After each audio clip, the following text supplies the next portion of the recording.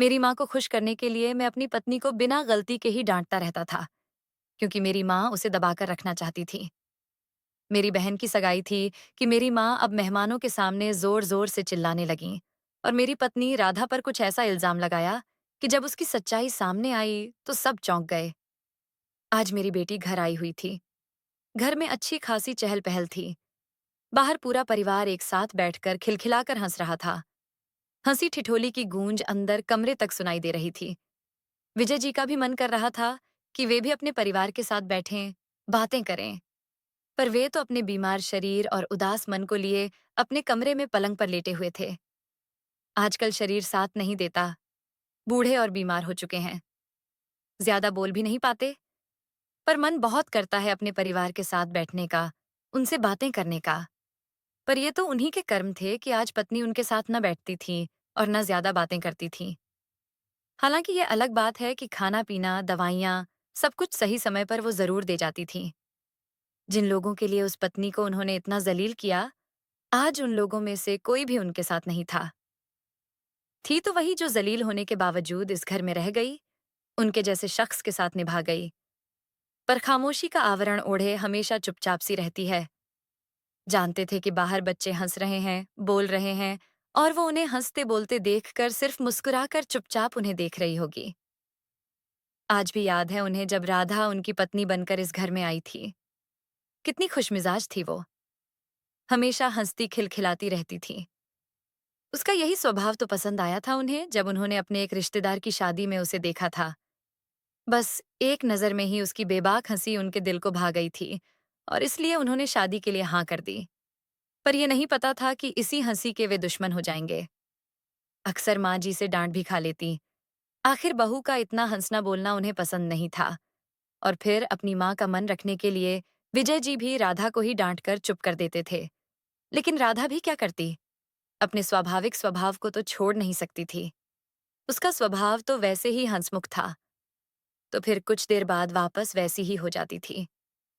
विजय जी मन ही मन मुस्कुराकर रह जाते, पर माँ के सामने खुलकर जाहिर नहीं करते। लेकिन उस दिन जो कुछ हुआ, उसके बाद राधा का स्वाभाविक स्वभाव कहाँ गायब हो गया? उसकी कसक आज भी विजय जी के मन में थी। जरा सी हिम्मत नहीं कर पाए अपनी माँ के सामने, ये जानते हुए कि पत्नी सही है, और पत्नी को ही दबाकर रख दिया। उस दिन छोटी बहन ज्योति की सगाई थी। बड़ी बहन नेहा भी घर पर आई हुई थी और कई खास रिश्तेदार घर पर मौजूद थे। सगाई का कार्यक्रम पूरा हो चुका था। राधा और नेहा ने सारा सामान मांझी के कमरे में रख दिया था। राधा के मायके वाले अपने घर रवाना हो चुके थे। बाहर सभी खास रिश्तेदार बैठे बातें कर रहे थे। विजय भी उन्हीं लोगों के साथ थे। इधर राधा रसोई में काम कर रही थी कि बाहर से माँ जी के जोर जोर से चिल्लाने की आवाज आई। हे भगवान! मैं तो लुट गई, बर्बाद हो गई। कौन बैरी दुश्मन मेरे पीछे पड़ा है? अचानक माँ जी की आवाज सुनकर सब लोग अंदर की तरफ भागे। माँ जी अपने कमरे में थीं। विजय ने आकर माँ जी से पूछा, क्या हुआ माँ? इस तरह रो क्यों रही हो? क्या हो गया? पर माँ जी तो जोर जोर से छाती पीट पीट कर दहाड़े मारकर रो रही थीं। चुप होने का नाम ही नहीं ले रही थीं। अरे बताओ तो सही, हुआ क्या है? रोना बंद करोगी तो हमें पता चलेगा ना? पीछे से मामा जी ने भी कहा। मामा जी की बात सुनकर माँ जी रोते हुए बोली, अरे, ज्योति के ससुराल से आए हुए गहने कहाँ हैं? मिल नहीं रहे। जरूर चोरी हो गए होंगे। हे भगवान, मैं उसके ससुराल वालों को क्या जवाब दूंगी? मैं तो बर्बाद हो गई। माँ जी के बोलते ही अजीब सी खामोशी घर में छा गई। अरे ध्यान से देखो, इन्हीं सामान में कहीं रखा होगा। मामा जी दोबारा बोले, भैया, पूरा सामान ऊपर नीचे करके देख चुकी हूँ, पर गहने नहीं है। जरूर चोरी हुए होंगे। अरे चुप चुप, एक बार हमें देखने दे। माँ जी को परे हटाकर मामा जी खुद सामान चेक करने लगे, लेकिन उसमें गहने नहीं थे। फिर कुछ सोचकर मामा जी बोले, अरे गहने कोई इन सामानों के साथ यहाँ रखेगा क्या? अलमारी में रख दिए होंगे। तुमने देखा जरा? अरे मैंने सामान कहाँ रखा? सामान तो नेहा और राधा रख रही थीं। हाँ तो नेहा और राधा से पूछ लो, जरूर उन्होंने अलमारी में रख दिए होंगे। मामा जी के समझाने पर माँ जी ने आशा भरी नजरों से नेहा की तरफ देखा तो नेहा ने कहा, माँ जी, मुझे क्या देख रही हो? कोई मैंने थोड़ी ना गहने लिए हैं। अपनी बहू से पूछो, उसी ने कहीं रख दिए होंगे। नेहा के जवाब को सुनकर राधा दंग रह गई, क्योंकि गहनों की थाली तो नेहा ही उठाकर लाई थी और गहने रखे भी उसी ने ही थे। दीदी, ऐसा क्यों बोल रही हो? थाली तो आप ही लेकर आई थी ना?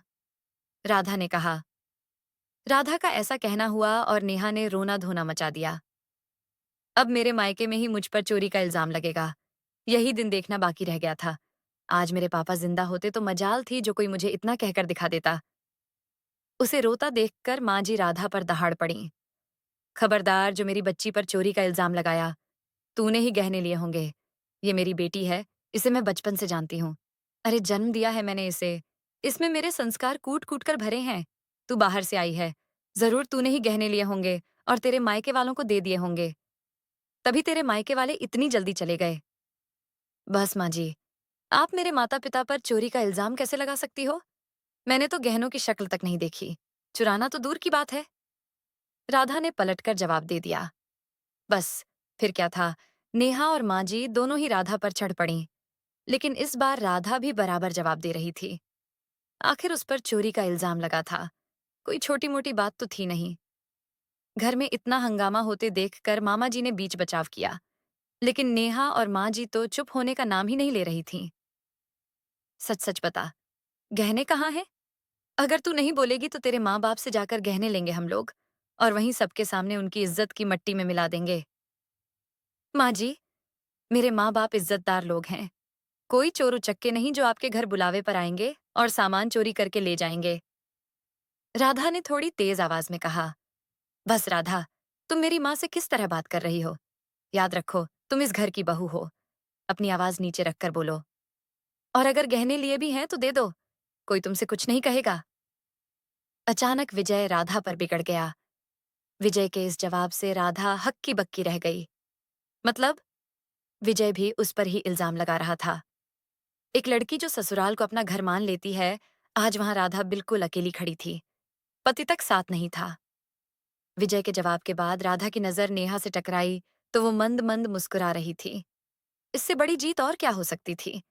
लेकिन तब तक नेहा का 9 साल का बेटा अपने हाथ में एक कपड़े की छोटी सी पोटली लेकर आया और सबके सामने बोला, माँ, ये अपना सामान नहीं है। किसी ने गलती से अपने सामान में रख दिया। उसे देखते ही नेहा के चेहरे पर पसीने की बूंदें चमकने लगीं। उसके चेहरे पर डर देखकर मामा जी ने वो पोटली बच्चे के हाथ से अपने हाथ में 10 ले ली और खोलकर देखा तो सब भौचक्के रह गए। उसमें ज्योति के ससुराल से आए हुए गहने थे। सबने हैरानी से नेहा की तरफ देखा, पर वो तो बेशर्म की तरह अपने बेटे का हाथ पकड़कर दूसरे कमरे में चली गई, जैसे कुछ हुआ ही ना हो। रिश्तेदार मुंह पर हाथ रखकर दबी जबान से बातें करने लगे। तभी माँ जी बोली, अरे, वो भूल गई होगी रखकर। इसमें यूं जबान दबाकर बातें करने की क्या जरूरत है? और फिर राधा से बोली, बेटी है वो मेरी। उसने गहने चुराए नहीं थे, बल्कि संभाल कर रखे थे अपने पास। उसकी तो सोचना भी मत। पर तूने यहाँ जो इस तरह सबके सामने चिल्ला चिल्ला कर मुझसे बात की है ना, उसकी माफी मांग मुझसे। माँ जी की बात सुनकर राधा की आंखों से आंसू आ गए। भला कोई औरत ऐसी निर्दयी कैसे हो सकती है? उसने आशा भरी नजरों से विजय की तरफ देखा, लेकिन विजय तो नजरें झुकाए चुपचाप खड़े थे। ये देखकर वो रोती हुई अपने कमरे में चली गई। अब जब इतना हंगामा हो ही गया तो रिश्तेदार भी धीरे धीरे वहां से एक रवाना हो गए। यहाँ तक कि नेहा ने भी देर नहीं लगाई वहां से रवाना होने में। अब घर में माँ जी, ज्योति, विजय, मामा जी, बुआ जी और राधा ही बचे थे। लेकिन माँ जी तो अब अनशन पर बैठ गईं कि जब तक बहू माफी नहीं मांगेगी, तब तक मैं पानी की एक बूंद भी नहीं पीऊंगी। आखिर उसने इतने रिश्तेदारों के सामने मुझसे ऊंची आवाज में बात की, सबके सामने मेरी बेइज्जती कर दी। आखिर विजय ने समझाया, माँ, जो बात हो गई अब उसे छोड़ भी दो। आप पानी पी लो, आपकी तबीयत बिगड़ जाएगी। अरे ऐसे कैसे छोड़ दूं? तेरी पत्नी ने इतने लोगों के सामने मेरी बेइज्जती की है, माफी तो उसे मांगनी ही पड़ेगी। माँ अपनी ही ऐंठ में बोली, पर माँ, नेहा दीदी ने भी तो गलती की थी। आखिर राधा की क्या गलती? अरे वाह, आज तो बीवी के लिए तू अपनी बहन को गलत बता रहा है। अरे वो गहने रखकर भूल गई होगी। भला कौन बेटी अपने घर में चोरी करती है? लेकिन बहू बहू को तो घर की इज्जत ढककर रखनी चाहिए थी। वो भी सबके सामने बेशर्म की तरह लड़ पड़ी मुझसे। अब तो उसका साथ दे रहा है। इससे तो मैं मर जाती तो ज्यादा अच्छा था। पर याद रख, पत्नी तो फिर भी तुझे दोबारा मिल जाएगी। माँ नहीं मिलेगी दोबारा। माँ आंसू बहाते हुए बोली। आखिर अपनी माँ को रोता देखकर विजय वहां से उठे और सीधे राधा के पास कमरे में पहुंच गए और जाकर बोले, राधा, क्या ऐंठ में बैठी हुई हो? तुम जाकर माँ से माफी मांग लो ना। देखा, उन्होंने पानी की बूंद तक नहीं पी है। कहीं उनकी तबीयत खराब ना हो जाए तो इसकी जिम्मेदारी मेरी है क्या? मैं क्यों माफी मांगू? चोरी तुम्हारी बहन ने की थी, मैंने थोड़ी ना की थी। मेरे माँ बाप को ताने भी वो लोग मार रहे थे, इल्जाम भी मुझ पर वो लोग लगा रहे थे, और माफी भी मैं मांगू? तुम्हारी माँ पानी नहीं पी रही हैं तो उसमें मैं कुछ नहीं कर सकती। आखिर उनकी गलती के लिए मैं क्यों माफी मांगू? राधा, समझो तो देखो, पत्नी तो मुझे और मिल जाएगी, लेकिन माँ तो एक ही है मेरे पास, वो दोबारा नहीं मिलेगी। तुम्हारी एक माफी से उन्हें खुशी मिलती है तो माफी मांग लो ना। विजय ने अपनी आवाज ऊंची करते हुए कहा। उसके इस जवाब से राधा के अंदर कुछ दरक सा गया। पत्नी और मिल जाएगी पर माँ दूसरी नहीं मिलेगी। तो पत्नी फिर हाथ थाम कर इस घर में लाई क्यों गई? इस घर में मेरी जगह कहाँ है? सोच सोचकर राधा का रोना छूट गया। पर माता पिता को दुख न हो, उन तक ये बात न पहुंचे, इसलिए आंसुओं का घूंट पीकर मामा जी और बुआ जी के सामने उसने माँ जी से आखिर पैर छूकर माफी मांग ली।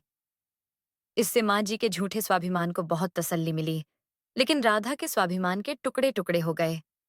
लेकिन वो आखिरी दिन था जब राधा को इतना बोलते हुए देखा था। उसके बाद तो वो बिल्कुल खामोश हो गई। अब न वो ज्यादा किसी से बोलती थी और न खिलखिलाती थी। हाँ, और हूं मैं जवाब देकर अपने काम से काम रखती। न किसी से लेना, न किसी को देना।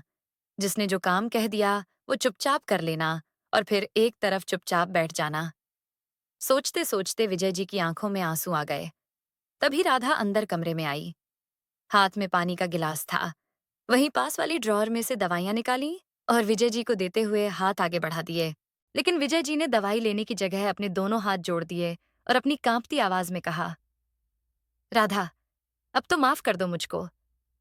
उनकी आवाज सुनकर राधा ने एक नजर उनकी तरफ देखा और फिर दवाई हाथ में देते हुए बोली, आपकी दवाई का समय हो गया है।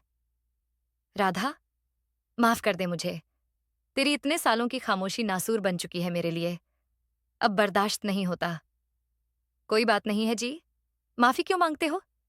इस घर में गलतियों के लिए कोई माफी नहीं मांगता, बल्कि बिना गलती के माफी मंगवाई जाती है। राधा, पति हूं मैं तेरा, तेरी माफी का हकदार हूं, मुझे माफ कर दे। विजय जी ने जोर देते हुए कहा।